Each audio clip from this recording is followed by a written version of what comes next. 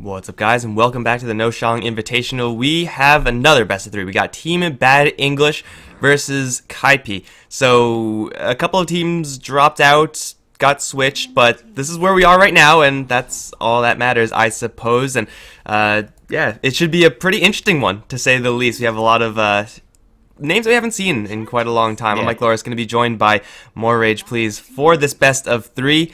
This is, I mean, just looking at these names, I'm pretty sure some people would recognize some of these.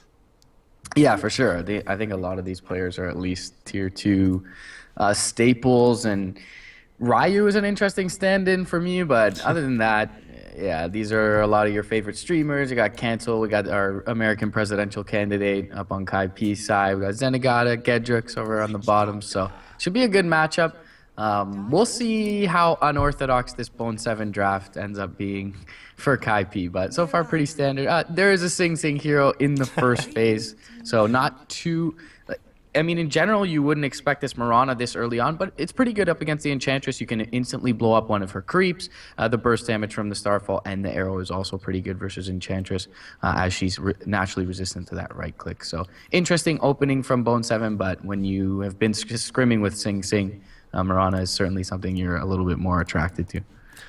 For the record, Kaipi, it's from top to bottom, Bone 7, Cancel, Sing Sing, then Ryu, and Come With Me is I Am Puck. Just so everyone is clear on that. But yeah, for the Mrpdota Witch Doctor opening, not really super common. This is like a really harsh response to this Enchantress pick, which is, to be fair, a hero that you can counter pretty hard. And I think usually Witch Doctor, as a response to an Enchantress, is usually going to be good enough, unless you expect this Enchantress to be just, nuts out of control for some reason. You're planning on like slightly weaker lanes.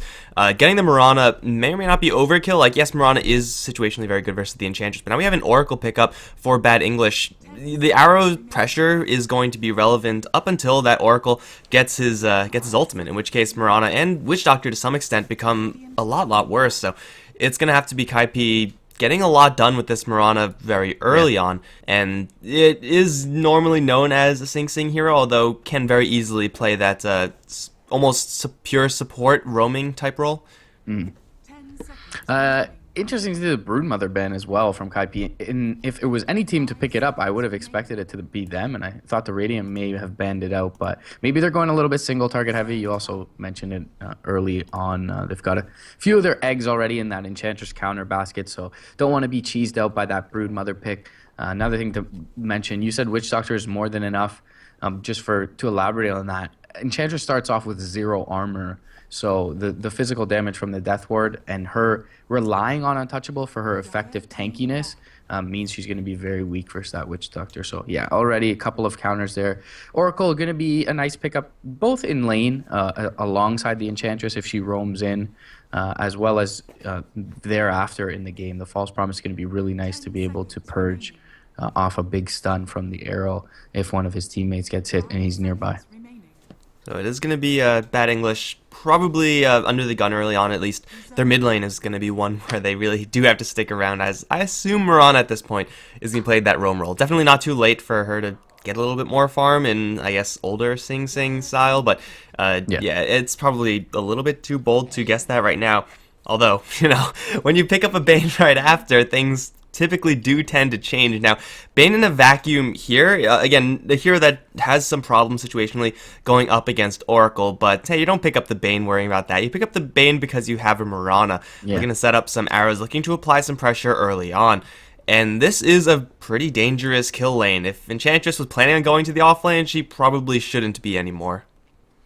Yeah, definitely so, and I feel like I feel like Sing Sing's been playing safe lane, so he'll probably go towards that. Cancel's usually the mid, and of course Bone 7 generally the off lane. So I think this Mrpdota, although that's a very odd hero lane configuration, will be towards the safe lane, but we'll see what ends up happening.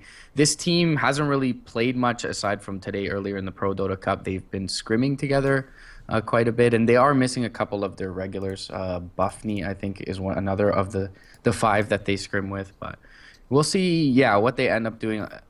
Regardless, as you have mentioned, it's a very aggressive starting trio coming up from them. Oracle certainly nice to have against it thus far, but still TBE seem a little bit susceptible to this early aggression. As you mentioned, they are going to be the ones under the gun. They're going to pick themselves up probably what is going to be a pretty self-sufficient offlaner, one that can toggle off the Nightmare as well by his lonesome with his summons. So Beastmaster probably going to be sacked a little bit in this off lane, and they're going to look to secure their safe lane and their mid lanes up against this early aggression.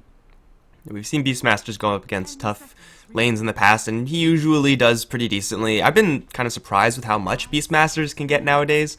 Maybe in some way that's due in part to the existence of Iron Talon. But yeah, you never know how much the Beastmaster is actually going to get. Having a boar alive at all times can either pull off the Nightmare off himself or even take the bullet of the arrow. It may make the Paralyzing Cask of the Witch Doctor a little bit better, but for the most part, Beastmaster is expected to be kind of okay. But I think the big question here is for Kaipi, what the hell do they do now, right? Like, they have a pretty solid tri-lane. Like, it's probably good enough so that they could have Bane Mirana predominantly be in lane, have Witch Doctor play a support role elsewhere with Bone 7 in the off lane or helping out mid or something along those lines. But with this type of opening, like, I feel like on paper the best thing you could possibly do is try to angle yourselves towards like a Drow Ranger draft, but there's really not enough room for that. So what do you do with this opening that has just one good lane? Yeah, I mean, it's a really good question, and I feel like there has to be some sort of insurance policy in towards the late game.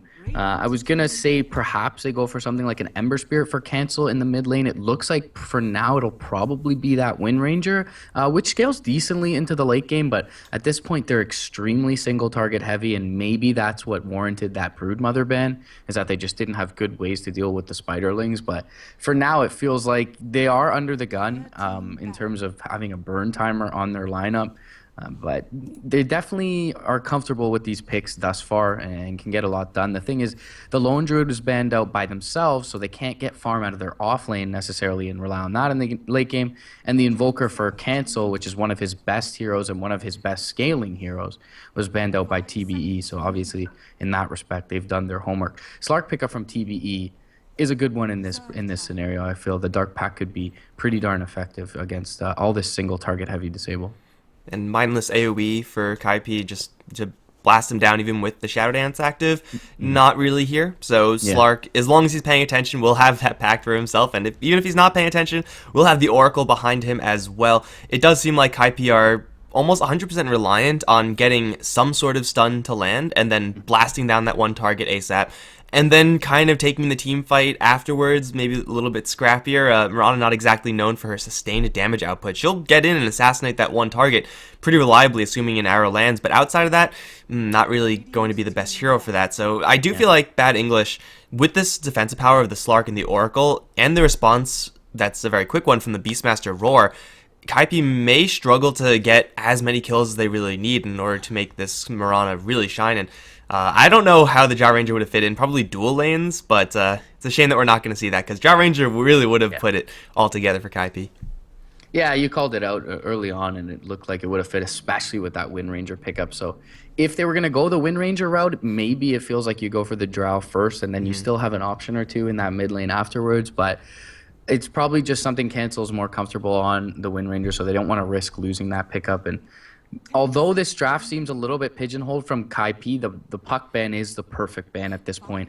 The only thing that TBE can get to throw a wrench into Kaipi's plan is a very elusive, hard-to-gank mid, and Puck is one of the few ones that was left in the pool. So now they want to be able to secure aggression at least and pressure towards this mid lane, if not kills, early on with this lineup, and Puck would have not allowed them to do that, or would have made it very difficult. Okay. Tiny's the pick. Tiny, okay. I mean, Tiny as a hero up against what Team Bad English have is pretty well positioned. You generally don't want to be going up against a Tiny as Slark, because later on the craggy exterior means that you need a BKB or very lucky packed timings if you're going to avoid that. Early on, you could just get 100 to 0 or at least drop super low by the Tiny's combo. That's all well and good. The lanes from Kaipi are now ones that don't really scream anything in particular. Like, I kind of want to say just like an off-lane Wind Ranger, but there's definitely a chance that they're going to take a couple more heroes up to that top lane. Dual lanes, even tri-lanes is a possibility going up against Team Bad English, as they expect the Enchantress to be kind of in and out of that lane, as she should be going towards the jungle. So this Tiny seems like a pretty well-positioned hero, assuming his lane matchup can be at all decent. And versus the Beastmaster, that's okay for Tiny. Versus Mystery Mid hero, we don't quite know yet. So yeah, I think the Tiny can definitely work, and that is going to be this payoff hero for their constant ganking in the early phases.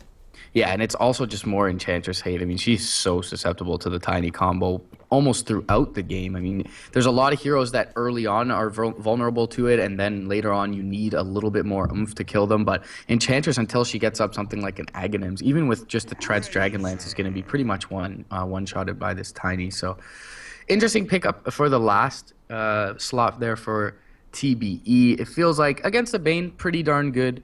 For the Razor, and we mentioned how single target heavy in general Kaipi have been, so Unstable Current is going to be really powerful in this matchup, and Razor altogether just going to be that frontliner to help them push with the Beastmaster, the Enchantress, allow Slark to get into the back lines and do his thing. So I like the Razor pickup. It's a boring one, it's not a fan favorite, but for RVP, looks really good in this one, and I like the way they rounded out their draft. We talked about them needing a resistant to gank mid, and with the Unstable Current, Razor, probably one of the better ones left in the pool for TBE.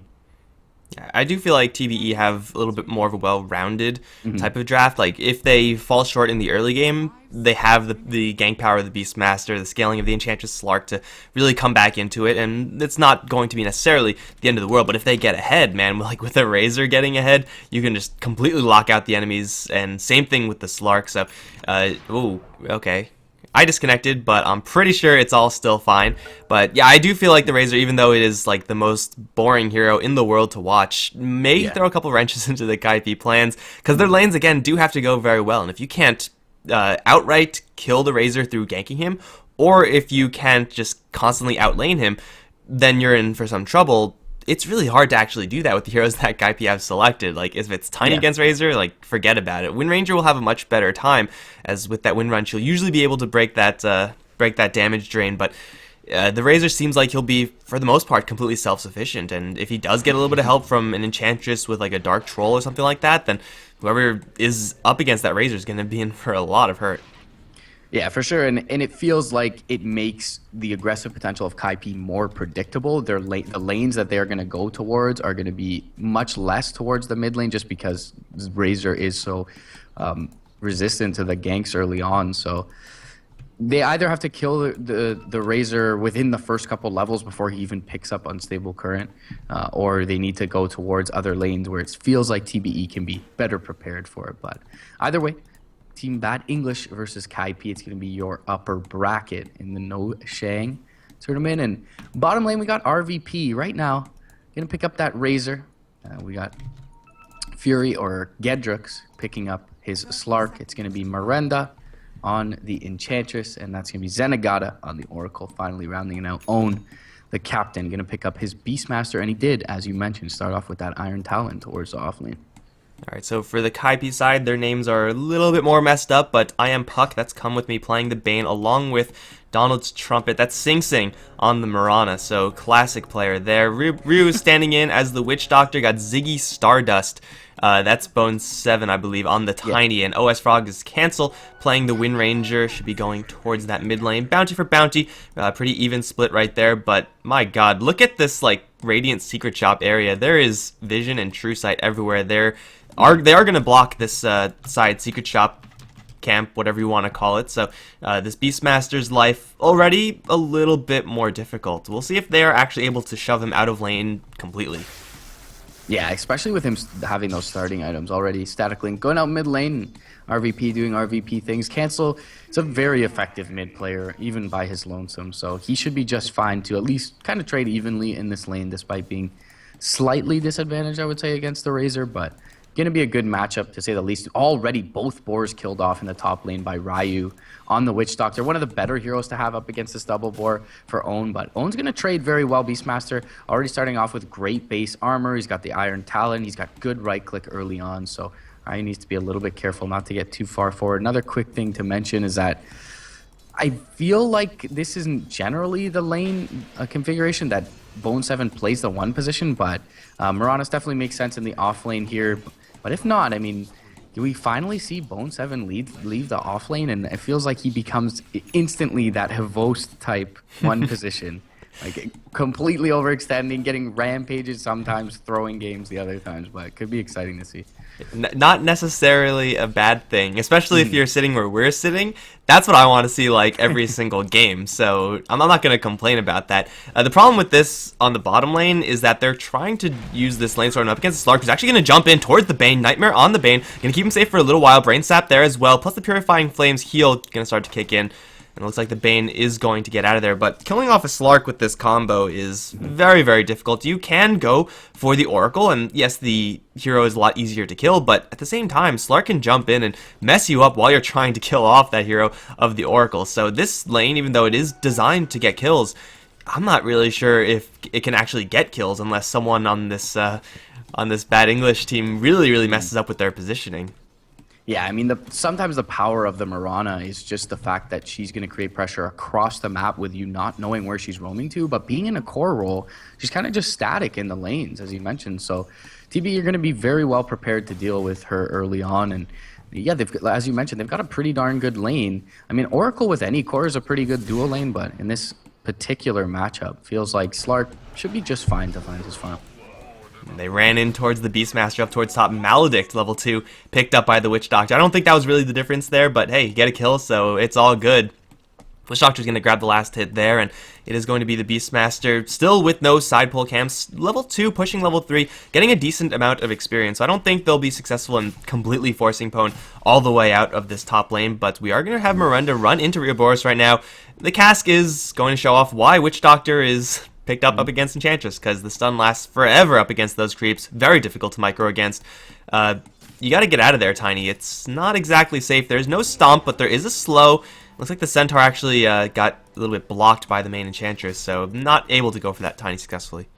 Yeah, if she gets the War Stomp off near the small camp, then that's a dead Witch Doctor. But nicely played by Ryu. Quick reactions, gets the Cask out, able to walk himself away. He is a little bit low on regen, as is Bone 7 in this lane at this point, but no real kill potential just yet. Beastmaster, though, he's finding good farm, or good levels at the very least, sitting on level 4 across his lane equivalents. Bottom lane, Dark Pact comes out. Do they have the Nightmare? They're not going to expend it for now. Feels like that potentially could have been a kill. There's actually no Fate's Edict up on the Oracle just yet, and generally speaking, at level 2, he doesn't have it ready. So after that Dark Pact, maybe they're able to get a Nightmare, an arrow off, but Nightmare level 1 range is pretty gimp. So come with me, probably not. I'm just going to very quickly point out something that Kaipi did early on in their lanes. They had Mrpdota with the fact that Arrow now insta-kills neutrals. She kind of like jungled on the side camp up to level 2 and also gave the Bane level 2.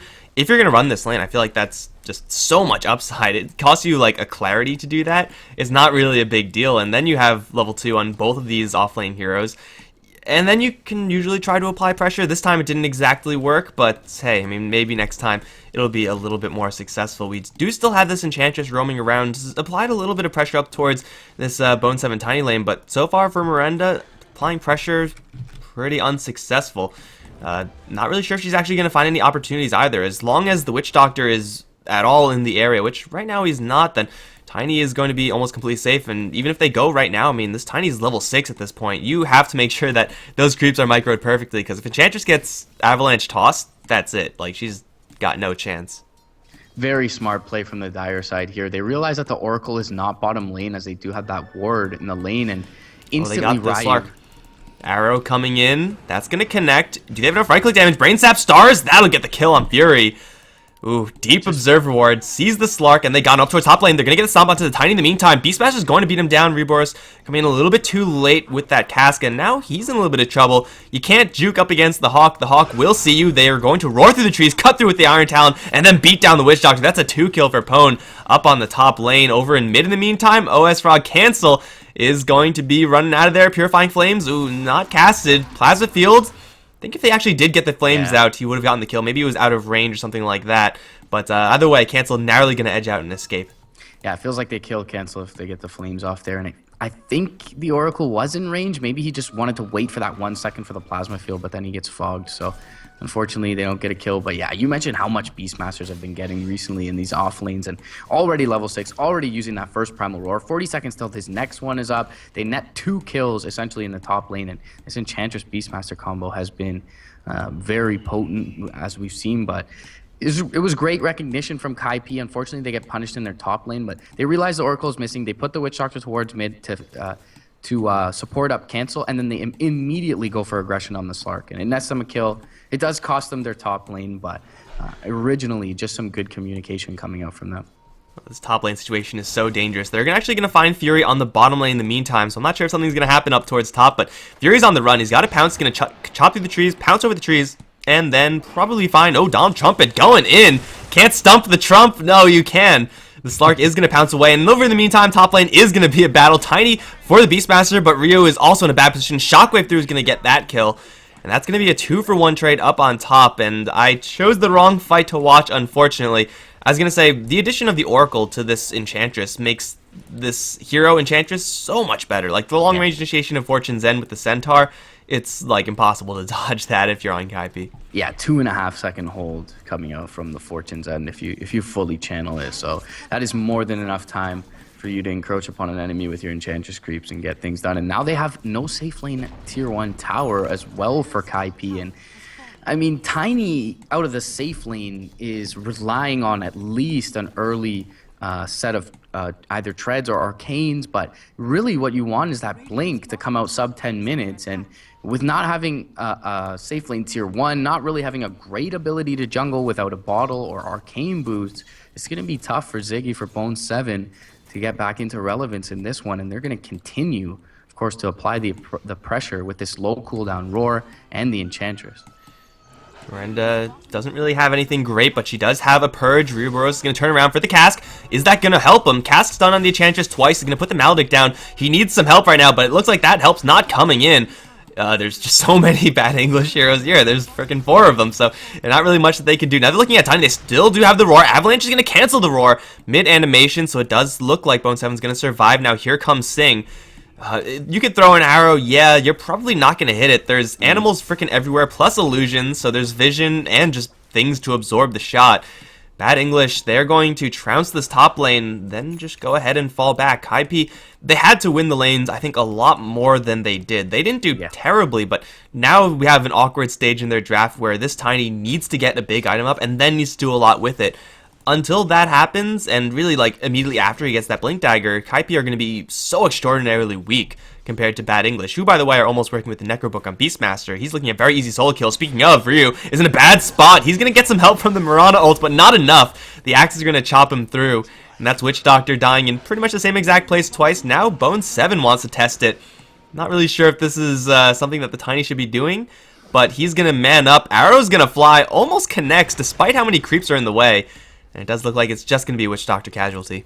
Ooh, Bone 7 revealing himself there. They had the Roar to turn around, and they're thinking about it at this point. But he's going to... Well, they got the Razor over in mid.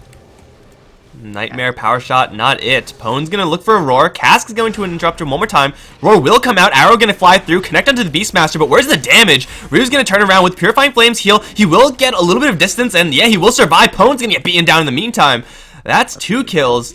For the Kaipi side, they take down the Razor and the Beastmaster and save the Witch Doctor. All bait, all planned, I'm sure.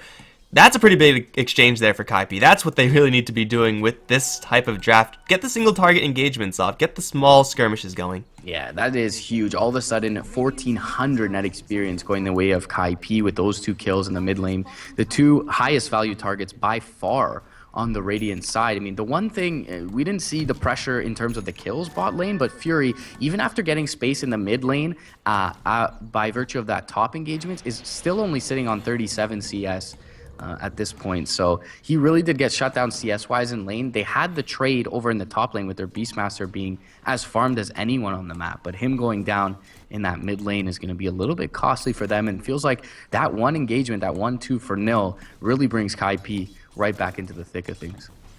they fail to get the kill on the Slark with the Mrpdota double damage rune. He dances out of there, as Slarks usually do, and he will be just fine. Taking a quick look now onto Cancel, actually. Haven't really been seeing a ton from this Wind Ranger. As to be expected, usually the hero doesn't really hit her stride. Oh, they're going to blink, toss back the Razor into the Death Ward. Sick plays from the Tiny, and perfectly well communicated. That's going to be Razor down, and yeah, Wind Ranger going to get a little bit of extra help from that. But yeah, Wind Ranger needs to get this space provided to her by this Blink Dagger Tiny in order to get to that Aghanim Scepter. Till then, Wind Ranger, kind of a mediocre hero, but hey, Bone 7 does have the Blink. 1 kill already with that item. Let's see how much he can actually get with it. 100 to 0ing some of the Bad English heroes, very possible. Oh, Fury's going to walk right into a grip and an arrow. Bam, headshot. Mrpdota's going to grab that kill, easy peasy. The Slark just did not see that one coming, although with the Shadow Dance, you probably should have.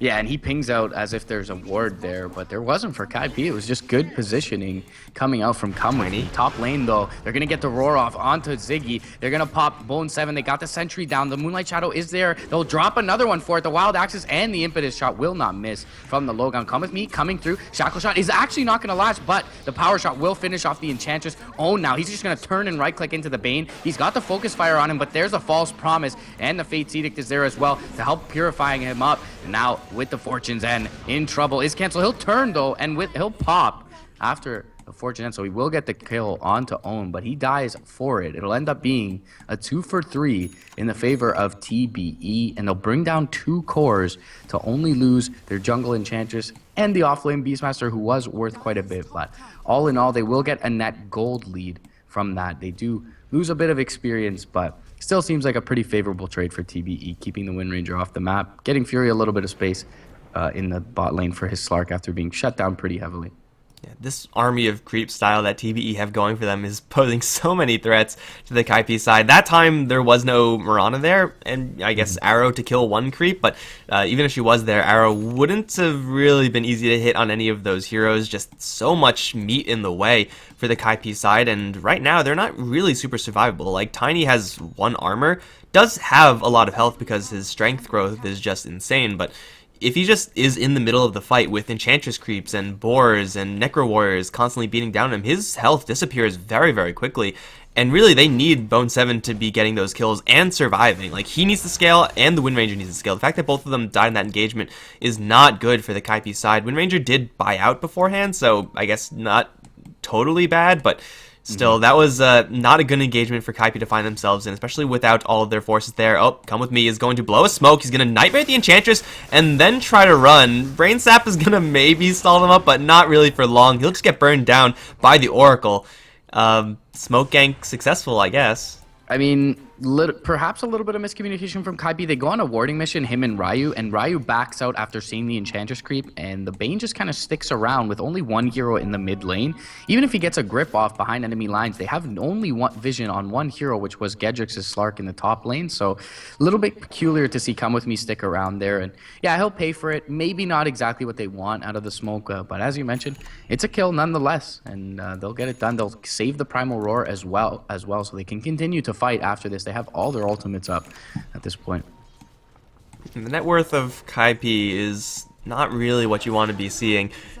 If they were to look at this net worth graph right now, or net worth chart right now, rather, Mrpdota on top, it is nice to have a hero on top, obviously, but Mrpdota having the most net worth doesn't actually mean all of that much. I would say, like, Beastmaster, even though he has about 1,000 less than the Mrpdota, is a much more useful and dangerous hero at this stage in the game, so this is kind of misleading, and the fact that Tiny is close to the bottom, not that great for the Kaipi side either. Fortunately for them, yeah, the Slark did have a rough time early on, and he's 0-2, but he does have a Hand of Midas working, so the Slark, he's right at the edge of those cores in the bottom, but he can recover given just a couple minutes of free space, a little bit of extra free farm, or hey, free towers, which it seems like Bad English are going to try to bring down right now. It is fortified, and they're going to try to Moonlight Shadow in. This was spotted out by a Hawk, and the cast is going to do a little bit of stunning action. Arrow going to fly through, and the Razor's going to get chucked right into it, into the Death Ward as well.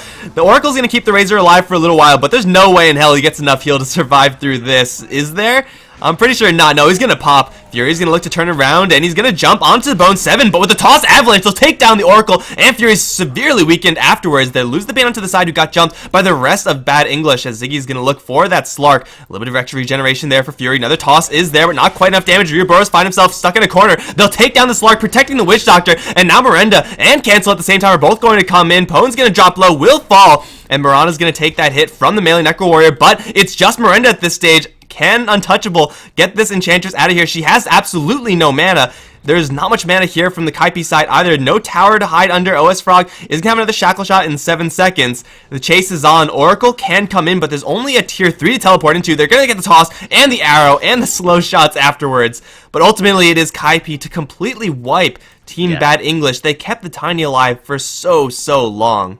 Before that Enchantress kill, it was a net 3,000 experience gain and 2,000 gold gain for Kaipi's side in that engagement bot lane. So TBE get decimated, and they're just spread out completely. It was another beautiful blink initiation from Bone 7, brings back the Razor, forces out the False Promise early to no avail. The Razor doesn't get to turn and do any damage. He already expended his Plasma Field. He can't turn and right click really, which maybe he should have, but he didn't get a link off before getting dropped into the middle of the fray. So really good engagement for them. The Roar was then used on the west side of the engagement just to kill off a Bane, and everyone else was picked apart one by one. So really good focus fire coming out from Kaipi there, and it feels like Bad English, they felt a little bit of hubris there, and they're like, we're gonna stick around, we're gonna turn this, and we're gonna kill everyone, but they're just not as powerful as they felt without that Razor in the front lines. And I mean, they get wiped completely in the bot lane. It feels like Kaipi even have a lead at this point. You mentioned Mirana on the top of the net worth. Not the biggest deal, but now Cancel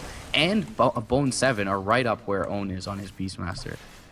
And Sing Sing's like way up there on the net worth chart. Having a 1,500 gold lead over the enemy Beastmaster, which he had before when I made that point, is, yeah, that's kind of nice. But having an advantage like this, where you're looking at a 3k advantage, that's a little bit different. He's got the drums already with the Yasha and the Phase Boots, so this Mirana is going to be zooming around everywhere. But the fact that she has another 2k on top of that means that you actually have to address the Mirana. At this point in the game, you don't really want to be doing that. You want to kind of absorb her combo, accept the fact that's going to happen, and then, you know, just kind of ignore her afterwards. But that's no longer a possibility. They're gonna find the Bane, as they will catch him out with the Hawk, I believe, or just run into him. Either way, Bane is once again going to fall, but yeah, that's not really going to matter compared to the huge deficit they now find themselves up against this Kaipi side. Kaipi just have to keep this pressure up, and the pressure item is coming through Cancel. He has only 800 gold to go until he has that Aghanim Scepter, and then Kaipi hit another timing where they are going to be, for however long, much stronger than TBE. TBE need to either avoid the engagements at that point, or take very advantageous engagements with this fresh Blink Dagger on the Beastmaster. He's going to run into Sing Sing, but with only level 1 Necrobook, no chance for him to get that kill. Yeah, he's going to Moonlight Shadow for safety as well, and that's definitely a good play here, as they just picked up the Blink Dagger on the Beastmaster. Not sure if they saw that when they killed off Come With Me, but Come With Me is playing perfectly on this Bane. He's constantly on warding missions, soaking up smokes. Once again, near the side shop, it was another smoke expended by TBE because they just picked up the Beastmaster after that loss in the bot lane, and it's definitely smart. Oh, they don't get the Roar. Nice blink away from Bone 7. They will know that there is some vision nearby, whether that is a Hawk or a Ward, but either way, they've tried to reveal this Blink Dagger, and all they've gotten for it is a kill on a Bane near the side shop. They end up getting the Ward because they realize why he's there, but still, Kaipi are more than happy for 2 smokes to have been thwarted from TBE just with the 1 Bane kill, getting it out of that. And it's not even as if Bane has, like, just boots and wand or something like that. He has a freaking Aether Lens. So, yeah, you can kill him a couple times and he's going to be upset about that, but already he has an item which just skyrockets his effectiveness in these fights and doesn't really need anything else but this Aether Lens. Keep yourself a million miles away from the fight, get a grip, get a Nightmare, Brain Sap, what have you, and you're going to be doing some serious work, even though you are kind of absorbing those smokes for the rest of the team. So Bane is going to be the sacrificial victim, but hey, he's already in a good spot. Sing Sing not as much so. There's the Roar, there's the Necro Warriors. Zenigata's in the area to a little bit of help, but actually no, the Pounce. Leap Away is going to dodge the the blast, and Mrpdota probably wouldn't have died anyway, but we could see Beastmaster, level 1 Necro Book, really not what you want to be using to try to get solo kills at this stage. You need level 3. Miranda also needs to not be here. Enchantress, why are you here? You're gonna get gripped. There's no Death Ward, but with the Maledict and the Power Shot and the Avalanche toss, okay, Enchantress is dead. Although, yeah, she was trying to solo kill a Bane next to the enemy tier 1. That's never really gonna work. Yeah, they really need to get back to 5-manning and... Found Fury. Yeah, Toss. just Power Shot, and he's gonna dance away, but there's still a Wind Ranger behind him. Avalanche is just gonna completely whip. There's another toss here, and they're gonna cancel it. Shackle Shot not gonna be thrown out. Power Shot will miss. And Fury's in the corner. Oh, Bone 7 with the reads. Jumps in and punches him in the face. Gonna get a kill on the Slark, who still has yet to really do anything in this game. Yeah, you can't really blame him for that TP out. I mean, I was expecting the Avalanche and then the TP, and he was as well. The 9-second cooldown, though, on the toss, and he's just able to get it back up in time. And I mean, you can't blame the rest of TBE's squad. They've created as much space as possible for this Slark, but Gedrix has just not been able to recover from that early pressure. Pwn is gonna blink up and then TP. Avalanche, what? That looked like it should have hit, but Bone 7 will not find the kill. VAC on Bone 7. I don't know how he knew he was in that little nook, but yeah, he'll make it out for now. But I mean, now they've just started to split the map, and it felt like after they lost that bot engagement, they weren't deterred. We know the strength of our lineup. We're going to continue to 5-man smoke up. They find the Bane. It's not the greatest kill. Once again, Bane doing a good job of absorbing the smokes, but at this point, they've just started to split up. And I mean, with your Slark being as far behind as he is, do you really want to go for the late game here? Bone 7 starting to get towards his Aghanim Scepter at this point. He'll be able to accelerate his farm quite heavily. You mentioned the massive lead on the Mrpdota, which will allow her to transition into a better core than usual at the very least. And yeah, it's very curious to see TBE start to play this style, but with the Wind Ranger Ags up as well, it's going to be difficult for them to defend their towers. So look for them to start to 5-man again sometime soon. Are they waiting on any big items? At least maybe the Necro 3 coming up for the Beastmaster for them could be nice. They have the Dragonlance up on Miranda. Nothing much to speak of value on the Razor just yet. But with that double damage rune, we're going to see, and the Focus Fire, we're going to see Cancel and Sing Sing jump in towards the pit. And with the Ren Run, they're going to bring this down real quick. Despite being up against the Beastmaster, there is no vision in the area, no birds incoming either. It looks like they'll apply some pressure to these couple of towers, but Iron Puck's going to get the grip and the Death Ward. Fury needs some help stat. Where's the False Promise? It is not there. Oh, Slark is going to get picked off by 2 supports. The ultimate feels bad, and now Wind Rangers has the double life. Top lane still being pushed, and Pwn will be able to grab that tower with the help of the Enchantress army, but Roshan for the tier 2 with the Slark on top of that makes that already so much better for Kaipi, and now they're just going to go for a little bit more. I don't think Team Bad English can actually hold this tier 2 either.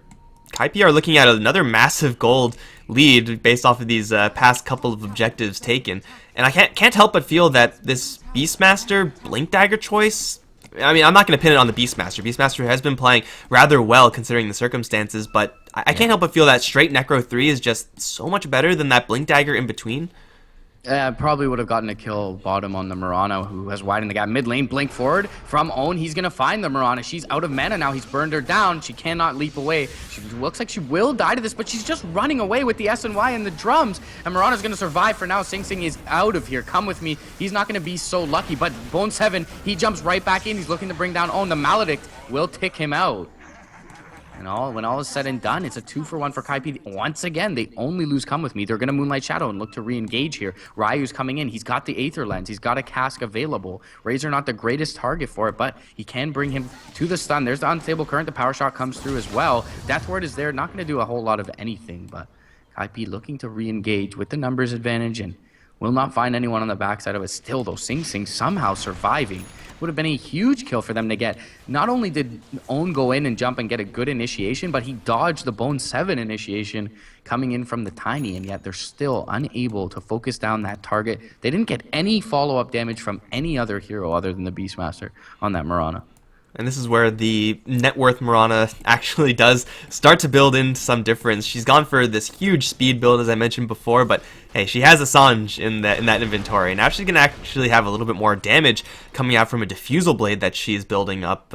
Not really sure if there's anything huge to purge off right now, or anything great to purge in general, but hey, you get the extra damage on the Mirana. You can actually do some serious work with that item, since again, Mirana's now forcing the hand of the TBE side. They're trying to go for her, recognizing what threat she has. As long as you know, make sure that you keep that the case, make sure that the enemies keep on going for you, that means Cancel is going to have a heyday. That means Bone 7 is going to have the chance to, you know, avalanche toss so many more times. And that's completely okay for Kaipi. They have now 3 very diversified threats. And for Bad English, they have Beastmaster as a threat, and that's really it. The other heroes aren't really super scary right now. Find Mirana here.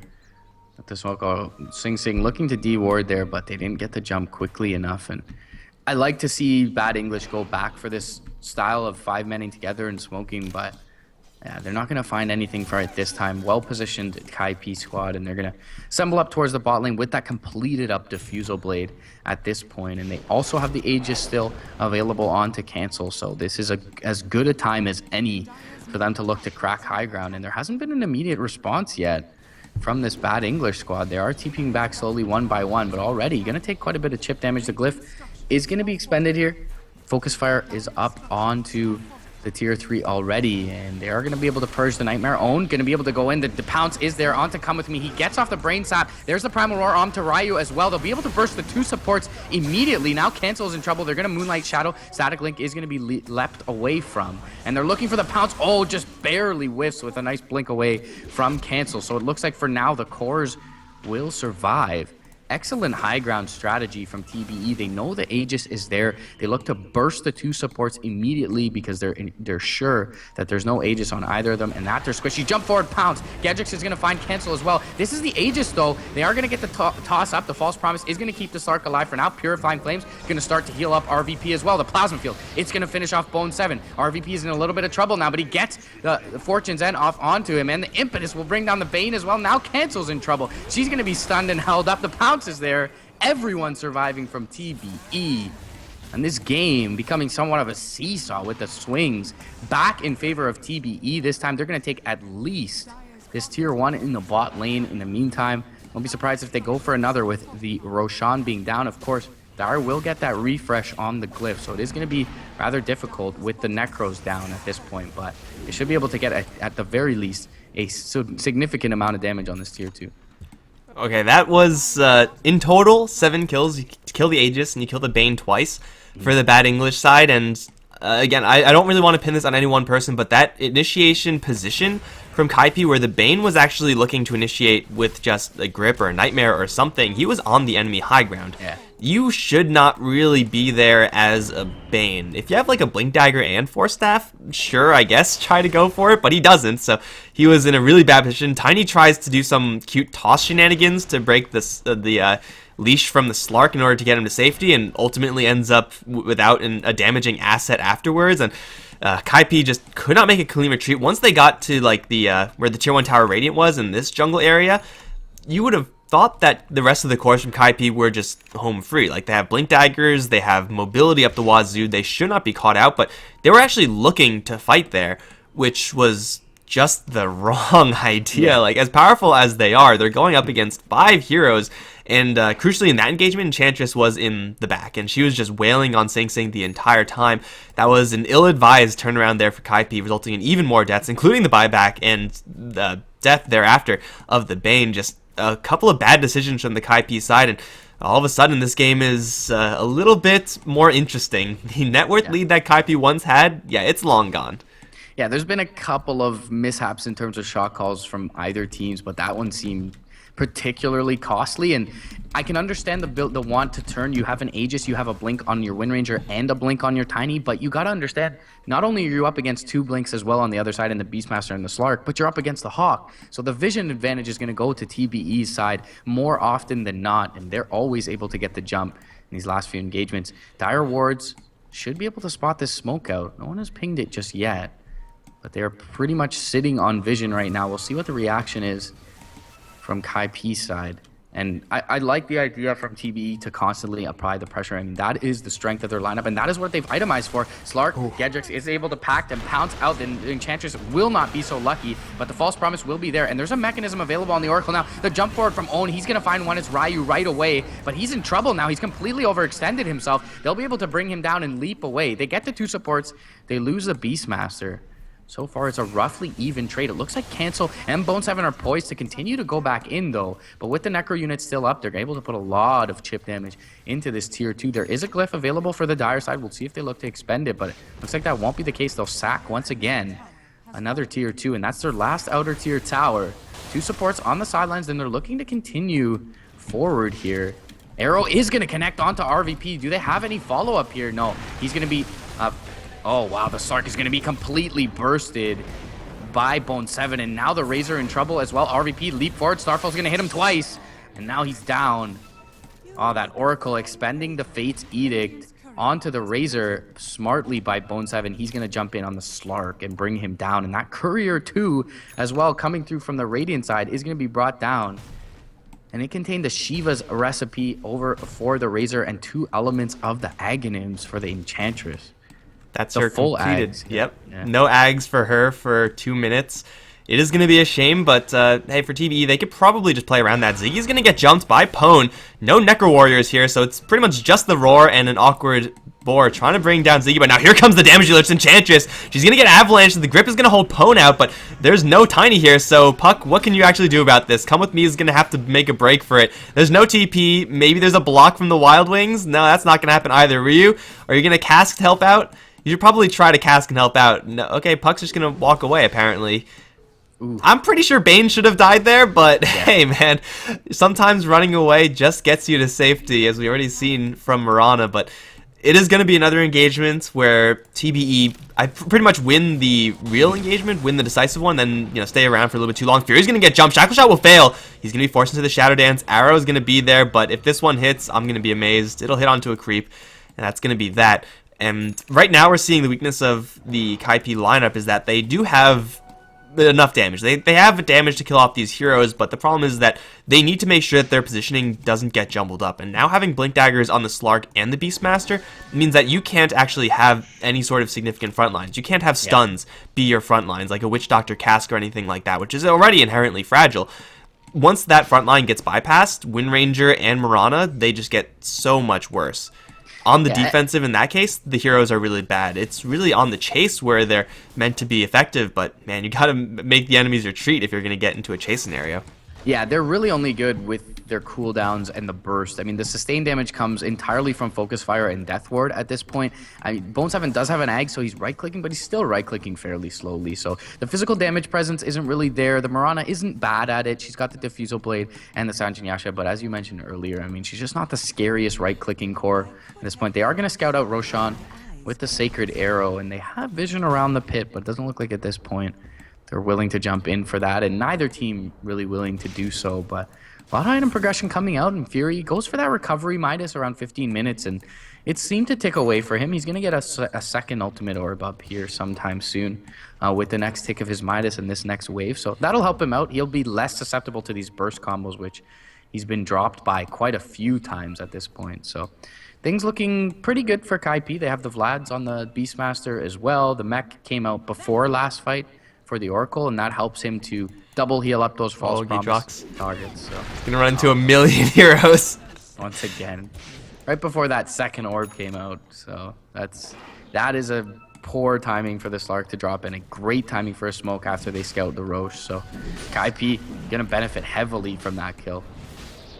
Well, Slark is down. He is still slowly but surely recovering in this game, but unfortunately won't be able to do too much here. Should be a free Aegis for the Kaipi side. There's a Boar, there's a Hawk, there's a Beastmaster who in theory can jump in, but Wind Ranger's going to go ahead and grab that Aegis, and now Kaipi are once again in a position where they can force some objectives. The tier 2 mid lane actually did survive because of that awkward engagement earlier. Should be a pretty easy objective for Kaipi to take, as Bad English shouldn't really be looking to go and contest that, but even having this Aegis, though it is very nice, isn't really going to mean that Kaipi are guaranteed to win a fight. Far from it, because Beastmaster's on the field, and Beastmaster right now isn't in a great position. Trump is going to get chipped down just a little bit, but man. It's still bad English with the ability to make a defense, like even at this top lane tier 1. They can make a really great defense here if they really felt up to it.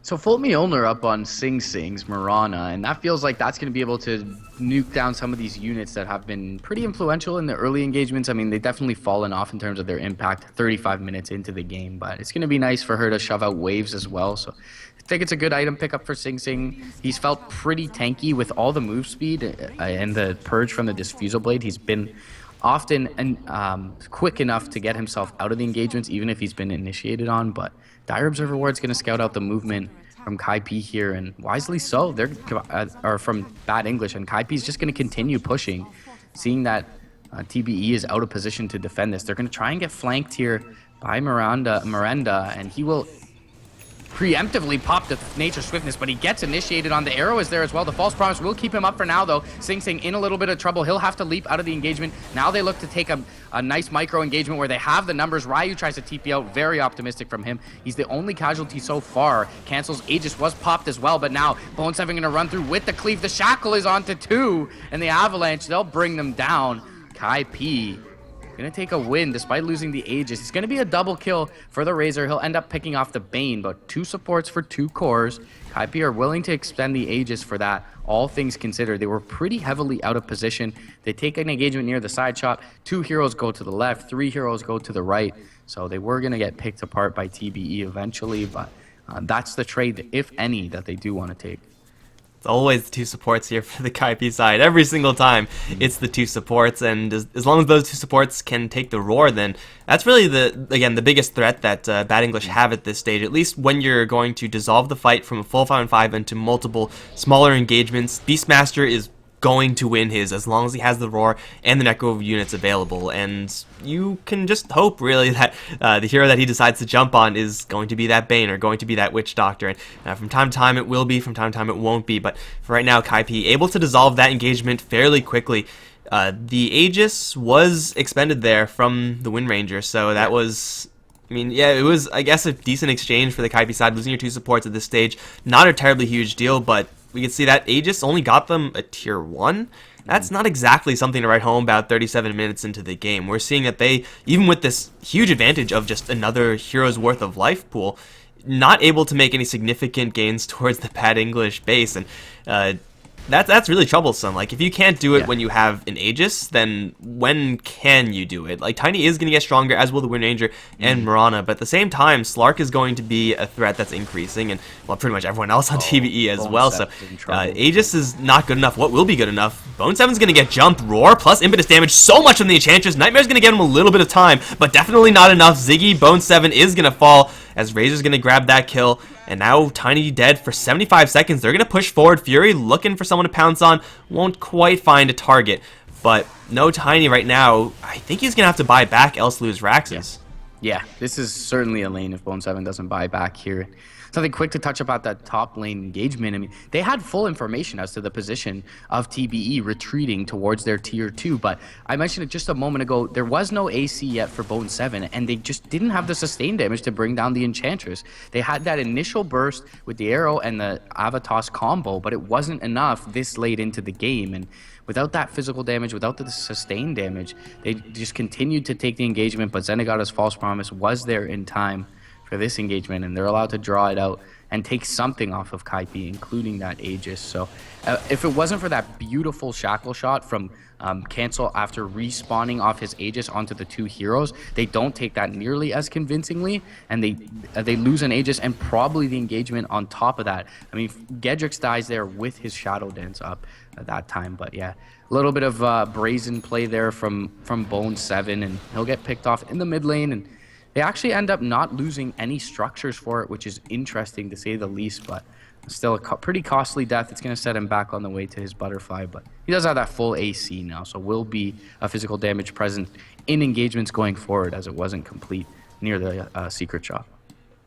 Doesn't seem like any side really wants to make that high ground push attempts. Kaipi already figured out that that's not exactly the safest thing to do, and Team English are going to look for that pick off with the ward beforehand. They see Bone 7, who just uses Avalanche. Roar is incoming. Puck is here to Nightmare him for a little bit, but that actually won't do that much. Grip onto the Razor will do a little bit more, plus the focus fire onto the Oracle. No ultimate in this fight from the Oracle. Arrow gonna come through and miss, but you know what? Death Warrior will not miss. Gonna drop the Razor down super low, super quickly. Fury's gonna jump in as well, trying to go for cancel, but he just can't quite get a hand on him. He will bring him down in the end. Slark's gonna grab that kill, but Trump, that's Sing Sing, still doing a lot of damage. Will pounce right in front of the Beastmaster. Stars will fall and kill off the Beastmaster. Fury now all alone. He's gonna try to pounce up to the high ground, but the Arrow will follow him up there, cancel his TP, and he will be brought down by the Lightning. Now it's only Mrpdota. He's gonna try to bring down Sing Sing. A couple imminent shots will just get a free kill. It's only the supports this time to survive from Kaipi. I'm not really sure how that worked out, but either way, it is a 3-for-3 exchange, and Enchantress kind of being disrespected here from the Kaipi side. They're of course having to deal with the Slark and the Beastmaster who are just right up in your face, but Enchantress is doing so much damage in these fights. And she's not really worried now that the grip is down, but I mean, Kaipi, that fight was all Sing Sing for them, or it would have been an absolute disaster. I mean, not only did the grip got off on the Razor, but with the unstable current there, the Bane can't really run away, even if he gets the grip off just to save Bone 7. So he commits to the grip. Meanwhile, the whole time the static link was ticking away for the Razor, he pretty much soaks up the entire Death Ward with his butterfly there as well, and is able to get out and survive. And then they continue to take the engagement. Bone 7 was pretty much taken out of it once again. And I mean, Bone 7 caught out in lane twice in the last 4 or 5 minutes for his squad, and it has cost them fairly dearly. Luckily for them, they have yet to lose a tier 3 on the high ground. So although TBE look to be slightly ahead in these micro engagements, Slark still hasn't translated towards the late game, and he's died 5 times before picking up this Scotty. He will finally have it now, but it's 40 minutes in, and he's just not the scariest presence at this point in the game yet. They're going to need more time for him at the very least. Although Sing Sing being top of the net worth, we still really, we saw him do a lot of work in that engagement, but we still really haven't seen him be extremely scary without his other 2 cores beside him. Like, if you give this amount of net worth to, like, an anti-mage type hero, then in general, Kaipi would be dominating these fights just a little bit harder. This is just the inherent weakness of Mrpdota. She trades this late-game power, even with the farm, for a little bit more early-game presence with double nukes, a stun that lasts a million years, and I mean, we're way past that point by now, obviously, pushing 42 minutes in, but she is going to go for what looks like an MKB to try to deal with that invasion from the Razor, which is now up. This Razor is very difficult to deal with. He has, how much armor? 65%, probably getting 67, 66-ish with the Vlads in the area.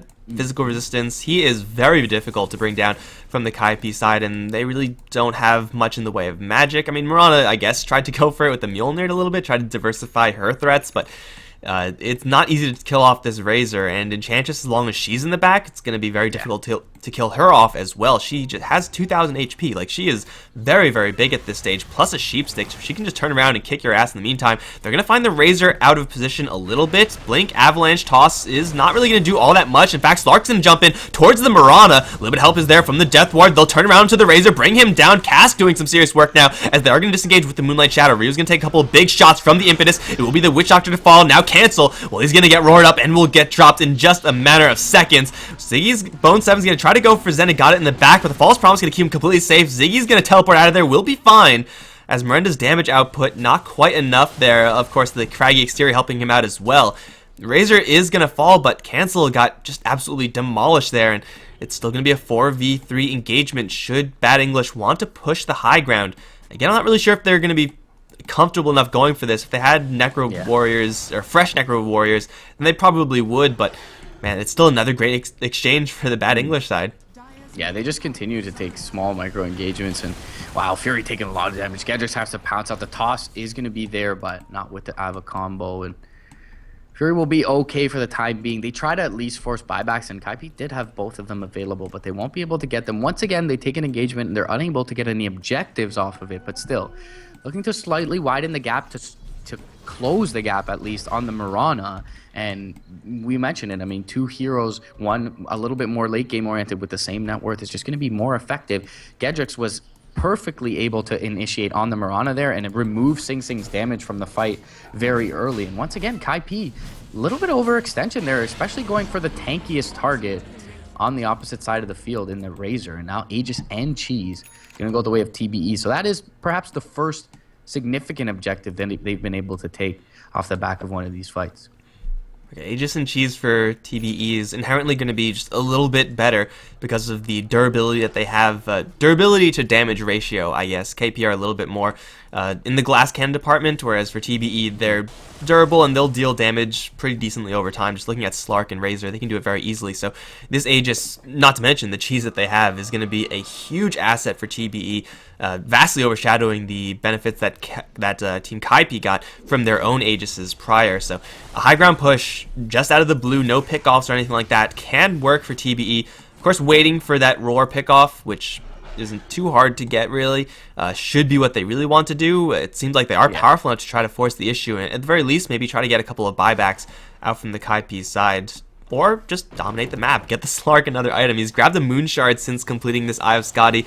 His score still isn't exactly spectacular, but as long as he can force Mirana to leap out of the fight and just, kind of panic and get out of there, as long as the Slark is able to stop the Mirana from attacking, then Giedrox's job is pretty much done. Yeah.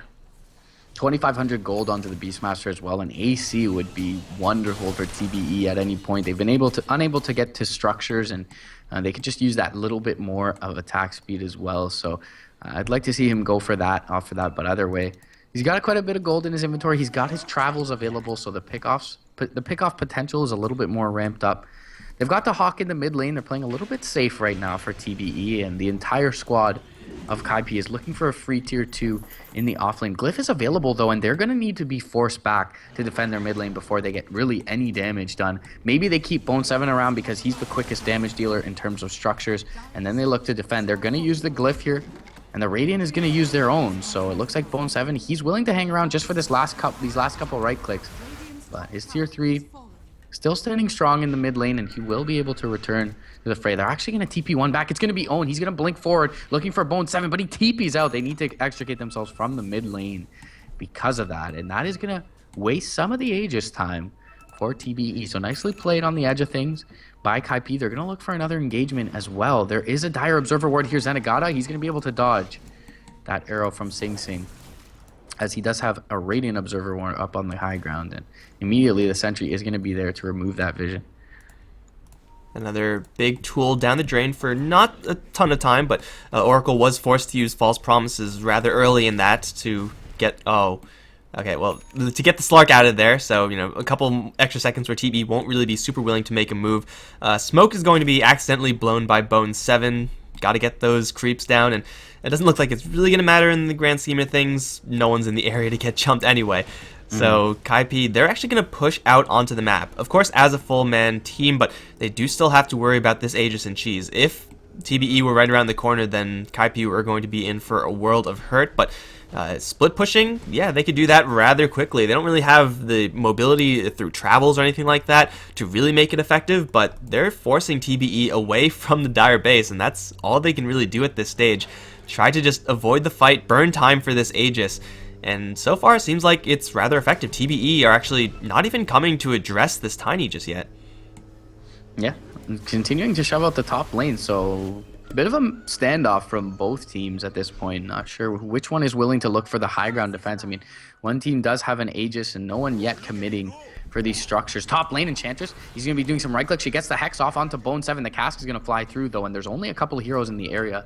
They need to back themselves out. They have no vision of the Oracle. Zenigata will be able to extract himself from the danger, and Miranda will just be able to walk it out with her Boots of Travel.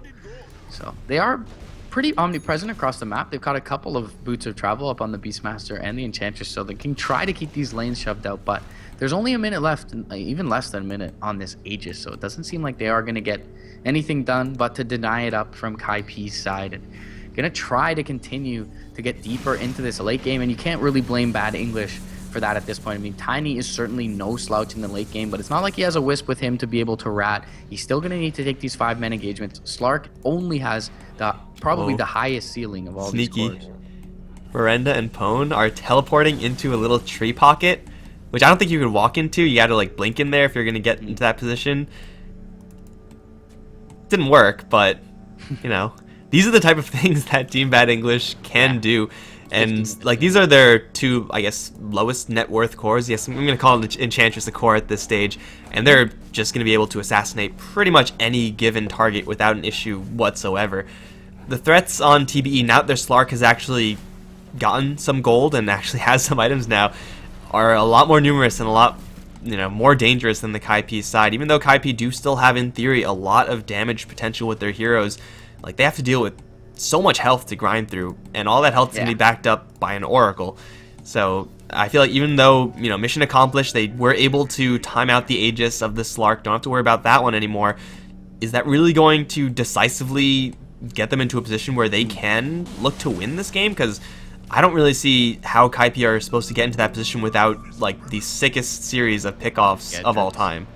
Yeah, he'll be able to pounce himself out of top lane, but I think you touch upon the key point that we've been kind of revisiting all game long, is that there's just so much health to grind through, and they have to now rely on things like Focus Fire and Death Ward, and that gives more than enough time for what is turned out to be a great pick in this Oracle to get the false promise off. Bone 7 once again, he's going to get caught towards the mid lane. They're going to be able to jump on to Come With Me as well. In the meantime, the Moonlight Shadow will be there. Fury will bring down the Bane. Bone 7 next to fall, and they blink forward as well onto Cancel, looking for a Shackle to save his comrade, and he'll end up feeding his own life for it. Ryu will try to get up to the high ground, but Own will be there. He'll be able to cut down the trees in just a moment. It's 4 down on the sidelines. Immediate buyback from Cancel. Bone 7's got his as well, but neither of the supports have theirs available, and they're just going to look maybe for the Wind Ranger to try and clear out these waves. The arrow comes through, it's not going to connect onto anyone, and this is at least one laner axe. They get the Hex off onto Sing Sing's Mirana. He's going to have to buy back. They need to buy back Bone 7 as well to make any sort of base defense, and that'll be expended now. Cancel does get the Shackle off onto Fury, but he's going to be bursted down immediately thereafter, and now the Razor standing tall with his Shivas, with his Scotty, with his Butterfly, trying to fight into Sing Sing, and he'll at least buy enough time for them to get the range axe, but they don't actually get the melee. There's only 2 heroes alive, though. They need to look to re-engage here. Mrpdota still right-clicking pretty heavily. Jump forward. There's the Hex as well alongside Fury. He'll get a MKB mini bash off, and GG will be called. All the cores down. Bone 7 going to quit out of this one. Must have been a tough loss. A very back-and-forth game, and Bone 7 maybe uncomfortable in that safe lane role a bit. That's the 3rd time he was caught out in lane in this one, and that one was the killing blow for TBE, taking game 1. They'll tie up this, or they'll take an advantage 1-0 in this series. Yeah, if you look at Sing Sing's health after that kind of engagement over in the mid lane, he was perfectly healthy. He was nowhere near that fight, and I want to say that's kind of like the inexperience of this squad playing together. Like I'm sure they play together occasionally, but not like actually as a team. Your Tiny gets picked off like that, everyone filters in trying to save him, and by filters in I mean comes in one at a time, gets ground down. Mirana's not in a position to help, and Mirana is doing some of the most damage on the team. You need that damage source if you're going to kill off any of the TBE heroes. A different call of sack the Tiny back up. Maybe Kaipi will still be in this game, but it did seem like TBE were just getting to that critical mass. They had so many varied threats. Enchantress was doing by far the most damage, overshadowing the Slark to say the least, and it is going to be TBE to grab a game 1 victory, guys. This is a best of 3, so we will see if Kaipi are able to bring it back. I'm Mikelorus. I've been joined by Mrpdota. If you guys enjoyed it, be sure to stick around for the games, follow us on Twitter, all that jazz. But for right now, we'll be right back for game 2 between Bad English and Kaipi in just a little bit.